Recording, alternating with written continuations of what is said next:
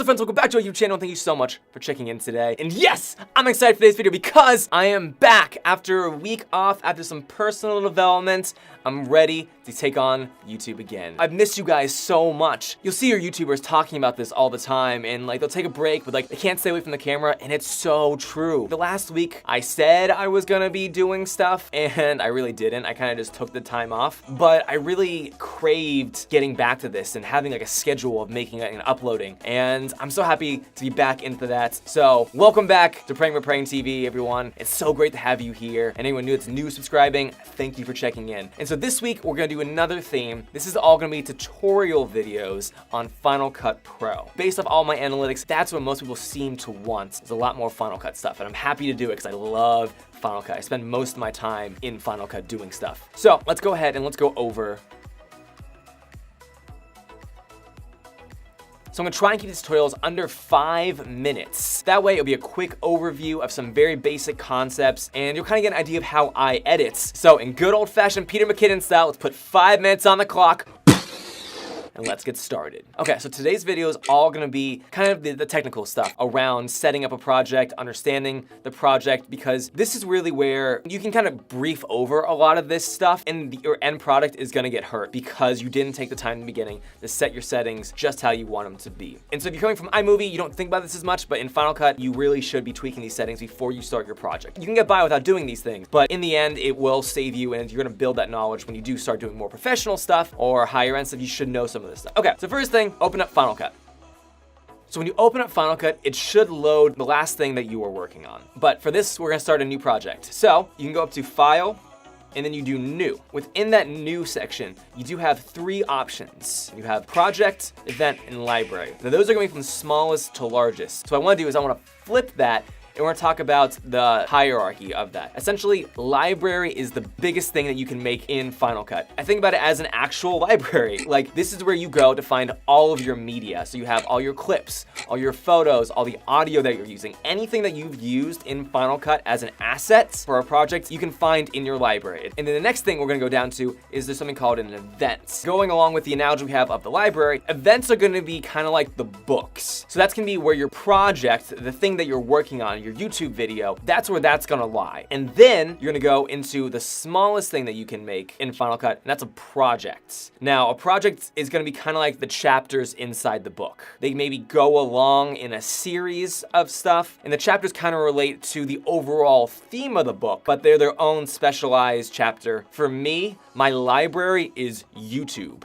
because anytime I upload something, I want all my assets for my YouTube videos to be in that library. And then each event that I make is kind of gonna be the category of video I'm gonna be doing. So maybe it's a vlog, a tutorial like this, or a top 10 video. And then inside project, that will be that specific YouTube video. So let's do something like that together. So I have my library already made it as YouTube. You can see that on the left side of my screen, but I'm gonna make a new event. I'm gonna click on events. I'm gonna title this Final Cut Pro 10 Tutorial 1.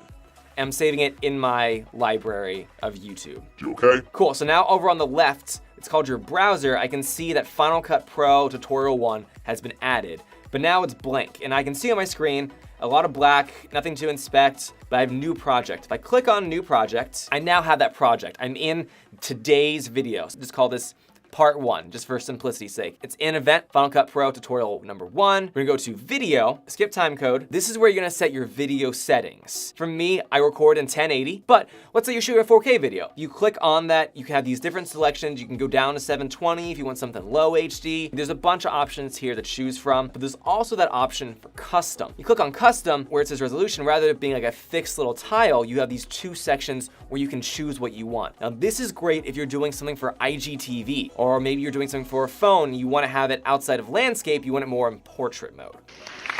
So this is where if I want to flip it, rather than saying 1920 by 1080, I could just type in 1080 by 1920. And then now, rather than having it like this, how you see it, it'll be more like this, like how you'll see it on Instagram. But regardless, we're gonna keep this at 1080. And then the last thing on that list of video we're gonna see are frame rates. Now you want this to be pretty consistent by what you record in. So this video for that cinematic look is at 24 frames per second.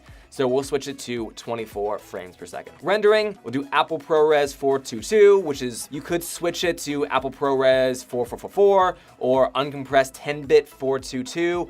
Both of those are gonna have a higher quality of color, but it's gonna take up a lot more processing power in your computer. And as me, someone that has a 2016 MacBook with an M5 processor, not even an i5, keeping it at ProRes 422 is pretty much standard for me. And then audio, stereo, 48 kilohertz, pretty basic, just always keep it at that. So there you go. So now you're in your project. Your settings are set up. So tip number 2, let's say that you like me and you don't have the highest end computer that can process and render things really fast. Final Cut has a feature which will actually downscale the quality for you as you're editing, and then once you export it, it will render it in the actual resolution that you want it in. If I go into View, I can then go down to Quality, the second kind of category here. There's an option for either better performance or better quality. Now, if you do better quality, it's gonna render at the resolution you want. So we did it at 1080, it's gonna show this always at 1080, but it's gonna be harder on your computer and you may get a little bit of lag. So what I always do is better performance, meaning that there's gonna be much less lag, even though it might scale it down to like 480 or 720, which I'm okay with because I'm just editing. All right, tip number 3 is now that you have that project made, you wanna go ahead and let's get our workspace ready to go before we even get our clip in there. Now, Final Cut is broken up into multiple parts. You do have on the far left side of your screen, this is gonna be your browser where you have your library, your project, your events. You can see all of that in there. Then in the middle, you're gonna have your playback window where you're gonna actually see what you're editing, what your movie or your video is gonna look like. On the right, where it says nothing to expect right now, that's our inspector. Gives us more details about things we have selected. And of course, the bottom half of our screen, it's gonna be our timeline, which where we'll put our clips and all of our media. But it looks kind of cluttered right now. There's a lot of stuff going on. We don't really need all this. Well, let's go ahead and we can change that. If you go to the top where you go to Window, click on that. You have an option for Show in Workspace.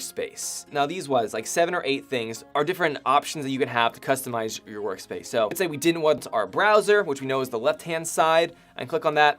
That's gonna go away, and now I just have my playback window, my inspector, and my timeline. You can change a couple other things around. Messing with them is kind of a good thing to get used to or kind of know what you want. And then once you have a workspace that you want, if you go down to workspaces, you then can save a workspace. So that way you can always just go back to it. Ooh, my foot's falling asleep right now. I gotta stretch that out. Hold on. Oh man. Hello friends. I don't know if we've talked about this before. And don't worry about the video. You're not missing much. I would know. I write the scripts. But look at him. So happy to be making his YouTube videos. Countless hours and sleepless nights. All for what? A thriving relationship with his camera? It's bullshit. 15 views per video? And he thinks patience is key. A better personality is more like it if you ask me. But how about you? What brings you back every day? Top 10 videos, tutorials, long videos that list things that no one really cares about and have as much substance as the fast food that drives society nowadays? And watch what you say, in case you forgot. I wrote those. But enough about me. Let's get back to the show.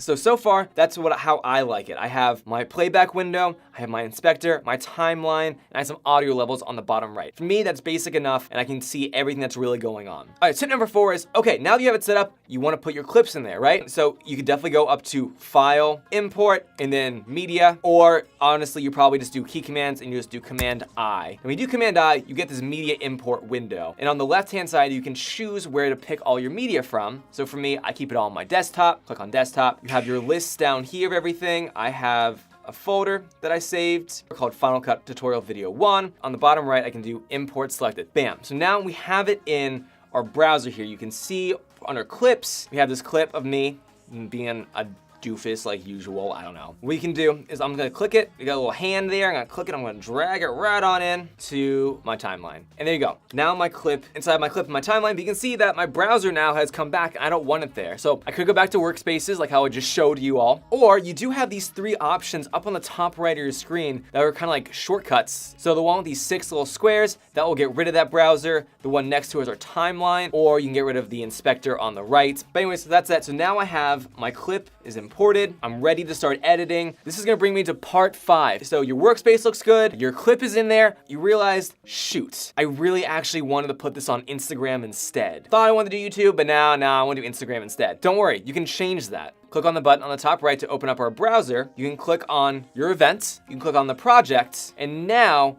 on the far right, you get this option for modify. If I click on modify, this will let me rename my project and change my video settings. So I have it set up, so now it's on Instagram. Now, of course, the video clip that I selected is in 1920 by 1080, so it's cropped. So you'll have to fix that, but at least this is the case if you were to go through your entire video process of editing and you realize, shoot, this video just would make more sense on a different platform or at a different frame rate, you can definitely change the settings later on. Okay, friends, was that 5 minutes? I really hope so, but I literally have no idea until I start editing this. That was a super basic, probably kind of boring video on Final Cut, but these are things that are really important to get to know in the beginning. Honestly, if you start talking to people about Final Cut, this will make you, seem like you actually know what you're talking about because, well, you do know what you're talking about. And it's gonna start a really solid foundation. So as you start getting to the more creative stuff and more fun stuff that we'll be doing later on in the week, you'll at least know that your core is set, and even if you export something, it's not gonna look weird later on. And let me just say, it is so good to be back in front of my camera, talking to you all. Friends, stay happy, and I'll see you next time. Peace.